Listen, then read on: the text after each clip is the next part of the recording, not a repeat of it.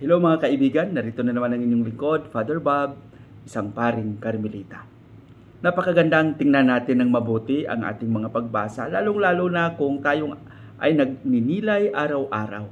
Napansin din natin na ang ating mga pagbasa, lalong-lalo na ang ating ebanghelyo, ay talagang nakasentro ito kay Kristo.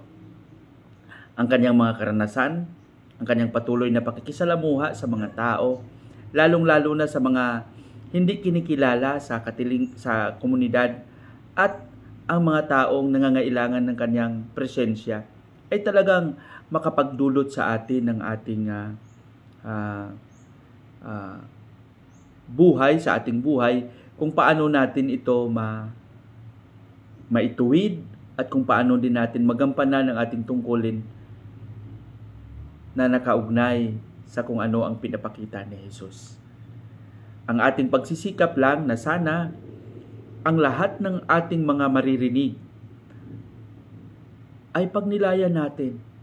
Ipakita natin ito sa kilos, isabuhay natin, upang sa gayon ay maging tunay na saksi tayo sa kabutihan ng Panginoon. Amen?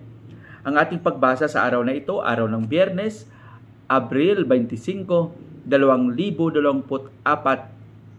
pakinggan natin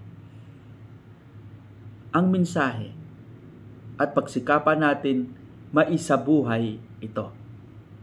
Ang ating pagninilay ay ibabahagi sa atin ni San Juan, Kapitulo 14, versikulo 1 hanggang 6.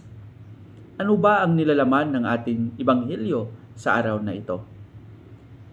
Dito, sinabi ni Jesus sa kanyang mga disipulo, "Huwag niyong hayaan na ang inyong mga puso ay magkaroon ng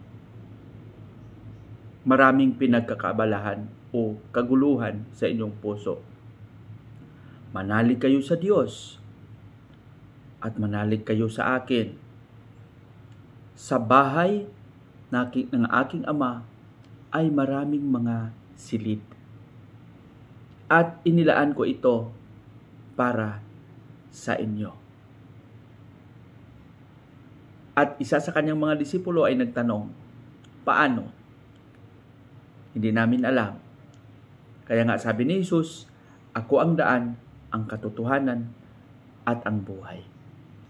Mga kaibigan, napakagandang pagnilayan natin ito ng mabuti.